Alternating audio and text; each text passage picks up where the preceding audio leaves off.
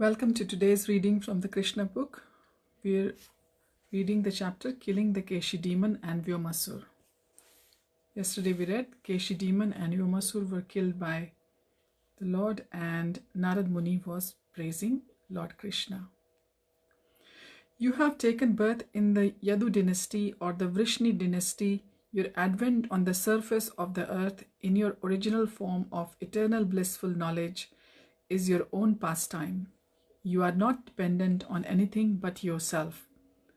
Therefore, I offer my respectful obeisances unto your lotus feet. After offering his respectful obeisances to Lord Krishna, Narad Muni took permission and left. Narad Muni wanted to impress upon people in general that Krishna is fully independent. His activities, such as his appearance in the family of Yadu or his friendship with Arjun, do not necessarily oblige him to act to enjoy their results. They are all pastimes, and for him they are all play, but for us they are actual tangible facts. After he had killed the Keshi demon, Krishna returned to tending the cows with his friends in the forest as though nothing had happened. Thus Krishna is eternally engaged in his transcendental activities in Vrindavan with his friends, the cowherd boys and gopis. But sometimes he exhibits the extraordinary prowess of the Supreme Personality of Godhead by killing different types of demons. Later that morning, Krishna went to play with his cowherd boy friends on the top of Govardhan Hill. They were imitating the play of thieves and police. Some of the boys became police constables, and some became thieves, and some took the role of lambs. While they were thus enjoying their childhood pastimes, a demon known by the name of Vyomasur, the demon who flies in the sky, appeared on the scene. He was the son of another great demon named Maya. These demons can perform wonderful magic. Vyomasur took the part of a cowherd boy playing as a thief and stole many boys who were playing the part of lambs. One after another, he took away almost all the boys and put them in the caves of the mountains and sealed the mouths of the caves with the stones. Krishna could understand the trick of demon was playing. Therefore, he caught hold of him exactly as a lion catches hold of a lamb.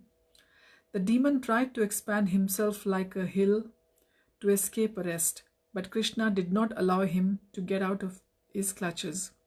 He was immediately thrown on the ground with great force and killed, just as an animal is killed in the slaughterhouse. After killing the Vyoma demon, Lord Krishna released all his friends from the caves of the mountain. He was then praised by his friends and by the demigods for his wonderful acts. He again returned to Vrindavan with his cows and friends. Thus ends the Bhaktivedanta purport of the 37th chapter of Krishna, Killing the Keshi demon and Vyomasur. Chapter 38, Akrura's arrival in Vrindavan. Narad Muni did not mention Krishna's killing Vyomasur, which means that he was killed on the same day as the Keshi demon. The Keshi demon was killed in the early morning, and after that the boys went to tend the cows on Govardhan Hill. And it was there that Vyomasur was killed. Both demons were killed in the morning. Akrura was requested by Kamsa to arrive in Vrindavan by evening. After receiving instruction from Kamsa, Akrura started the next morning by chariot for Vrindavan. Because Akrura himself was a great devotee of the Lord, while going to Vrindavan, he began to pray to the Lord. Devotees are always absorbed in the thought of Krishna, and Akrura was constantly thinking of Lord Krishna's lotus eyes. He did not know that what sort of pious activities he must have performed to gain an opportunity to see Lord Krishna and Lord Balram in Vrindavan on that day. A pure Vaishnav always thinks himself unfit to serve Krishna. So Akrura began to think within himself that he was unfit for gaining the transcendental opportunity of seeing the Supreme Personality of Godhead. He considered himself as unfit for seeing Krishna as a materialistic person is for understanding the science of God, or as a fourth-class person, a Shudra, is for studying the Vedas. But then Akrura began to think, by the grace of Krishna, everything is possible, and thus, if he likes, I will be able to see him. Just as a blade of grass floating on the waves of a river may by chance come near the shore and gain shelter, a conditioned soul carried away by the waves of material existence may sometimes be saved by the grace of Krishna. Akrur thus thought that if Krishna willed, he would be able to see him. Akrur considered himself most fortunate that he was going to see Krishna, whom great mystic yogis desire to see. He was confident that on the day all the sinful reactions of his past life would be finished and his fortunate human form of life would be successful. Akrur also considered that he was very much favored by Kamsa, who was sending him to bring back Krishna and Balram, and thus enabling him to see the Lord. Akrura continued to consider that formerly great sages and saintly persons were liberated from the material world by simply seeing the shining nails of the lotus feet of Krishna. That Supreme Personality of Godhead has now come just like an ordinary human being, and it is my great fortune to be able to see him face to face, Akrur thought. He was thrilled with expectations of seeing the very lotus feet of which are worshipped by great demigods like Brahma, Narad, and Lord Shiva, which traverse the ground of Vrindavan and which touch the breasts of the gopis covered with the tinges of kunkuma. He thought, I am so fortunate that I will be able to see those very lotus feet on this day, and certainly I shall be able to see the beautiful face of Krishna, which is marked on the forehead and the nose with tilak. I shall also see his smile and his curling black hair. I can be sure of the opportunity, because I see that today the deer are passing on my right side. Today it will be possible for me to actually see the beauty of the spiritual kingdom of Vishnu Lok, because Krishna is the supreme Vishnu and he has advented himself out of his own goodwill. He is the reservoir of all beauty, therefore today my eyes will achieve perfection. Akrura knew beyond a doubt that Lord Krishna is the supreme Vishnu. Lord Vishnu glances over the material energy and thus the cosmic manifestation comes into being.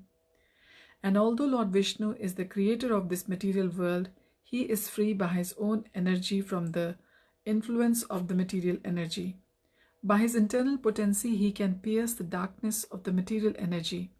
Similarly, Krishna, the original Vishnu, is by expanding his internal potency, created the inhabitants of Vrindavan. In the Brahma Samhita, it is confirmed that the paraphernalia and the abode of Krishna are expansions of his internal potency. The same internal potency Krishna exhibits in Golok Vrindavan is exhibited in the earthly Vrindavan, where he enjoys himself with his parents and in the company of his friends, the cowherd boys and gopis. By the statement of Akrur, it is clear that since Krishna is transcendental to the modes of material nature, the inhabitants of Vrindavan who are always engaged in loving service to Lord are also transcendental. Akrura also considered the necessity of the transcendental pastimes of the Lord. He thought that the transcendental activities, instructions, qualities, and pastimes of Krishna are all for the good fortune of people in general. The people can remain constantly in Krishna consciousness by discussing the Lord's transcendental form, qualities, pastimes, and paraphernalia. By doing so, the whole universe can actually live auspiciously and advance peacefully. But without Krishna consciousness, civilization is but a decorated dead body. A dead body may be decorated very nicely, but without consciousness, such decorations are useless.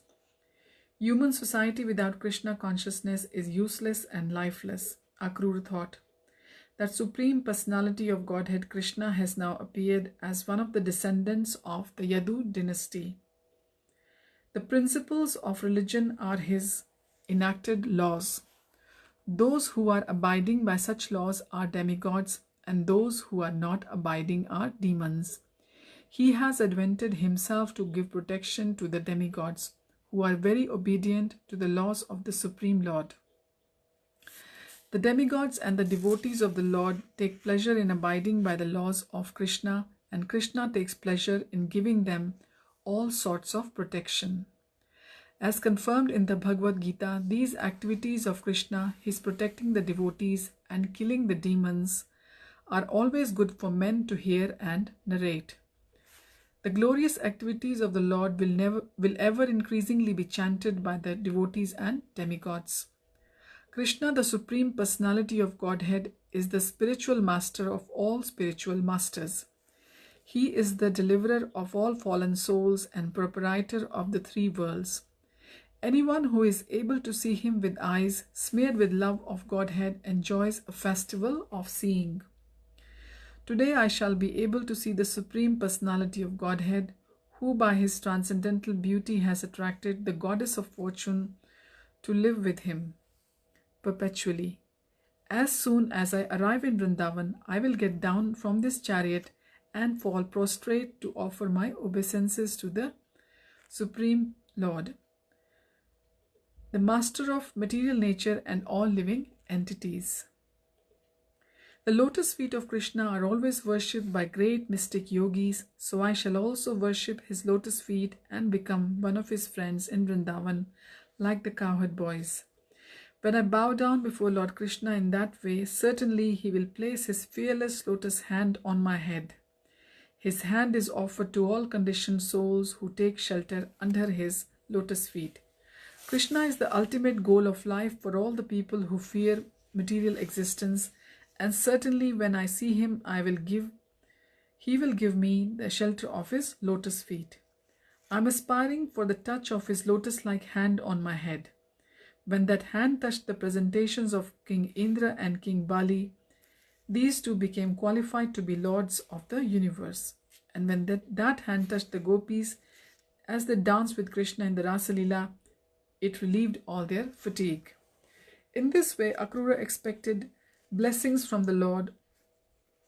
He knew that Krishna, who is the king of heaven and master of the three worlds, the upper, middle, and the lower planetary systems, was blessed by the Lord simply by his offering a little water, which Krishna accepted. Similarly, Bali Maharaj gave only 3 paces of land in charity to Vaman Dev, and he also offered a little water, which Lord Vaman Dev accepted, and thereby Bali Maharaj attained the position of Indra. When the gopis were dancing with Krishna in the Ras Leela, they became fatigued, and Krishna wiped his hand, which is as fragrant as the lotus flower growing in Manas Sarovar lake, over the pear-like drops of perspiration on the faces of the gopis. And immediately the gopis became refreshed. Thus Akrura was expecting benediction from that supreme hand of Krishna. Krishna's hand is capable of bestowing benediction upon all kinds of men if they take to Krishna consciousness. If one wants material happiness like the King of Heaven, he can derive that benediction from the hand of Krishna. If one wants liberation from the pangs of material existence, he can also get that benediction from the hand of Krishna. And if one in pure transcendental love for Krishna wants personal association and the touch of his transcendental body, he can also gain that benediction from his hand. Akrura was afraid, however, of being deputed by Kamsa, the enemy of Krishna. He thought, I am going to see Krishna as a messenger of the enemy. At the same time, he thought, Krishna is in everyone's heart as the super soul, so he must know my heart. Although Akrura was trusted by the enemy of Krishna, his heart was clear. He was a pure devotee of Krishna. He risked becoming Kamsa's deputy just to see Krishna. He was certain that although he was going as a representative of Kamsa, Krishna would not accept him as an enemy. Even though I am on a sinful mission, being deputed by Kamsa, when I approach the Supreme Personality of Godhead, I shall stand before him with all humility and folded hands. Surely he will be pleased with my devotional attitude, and maybe he will smile lovingly and look upon me and thereby free me from all kinds of sinful reactions. I shall then be on the platform of transcendental bliss and knowledge. Since Krishna knows my heart, certainly when I approach him, he will embrace me. Not only I am a member of the Yadu dynasty, but I am also his relative and an unalloyed, pure devotee. By his merciful embrace, surely my body, heart, and soul will be completely cleansed of the actions and reactions of my past life. When our bodies touch, I will immediately stand up with folded hands with all humility. Certainly, Krishna and Balram will call me Akrur uncle, and at that time my whole life will be glorious. Unless one is recognized by the Supreme Personality of Godhead, his life cannot be successful. It is clearly stated here that one should try to be recognized by the Supreme Personality of Godhead by one's service and devotion, without which the human form of life is condemned. As stated in the Bhagavad Gita, the Supreme Lord, the personality of Godhead, is equal to everyone. He has no friends and no enemies, but he is inclined to a devotee who renders him service with devotional love. The Bhagavad Gita also declares that Supreme Lord is responsive in proportion to the devotional service rendered by the devotee. Akrura thought that Krishna was like the desire tree in the heavenly planets, which gives fruit according to the desire of the worshipper. The Supreme Personality of Godhead is also the source of everything. A devotee must know how to render service unto him and thus be recognized by him. In the Chaitanya Charitamrita, it is said, therefore, explained that one should serve both the spiritual master and Krishna simultaneously, and in that way make progress in Krishna consciousness. Okay, we will continue from here onwards tomorrow. So, we are reading in this chapter that Akrurji, who is uncle of Krishna and Balram, he is going towards Vrindavan, and he's actually a devotee of Lord Krishna as well. So he is in such an ecstatic mood. He can't wait to see Lord, and even though he's uncle, but he knows Krishna is Supreme Personality, so he just can't wait in his head to see Krishna face to face and offer his respects to Krishna. So we will finish this chapter tomorrow, and let's try to be absorbed in Krishna consciousness as much as we can during our day. So I will thank you both, Narayan Keshav Prabhu and Shamita, for watching me today, or rather joining me today here, and Hare Krishna to both of you. Hari Bol.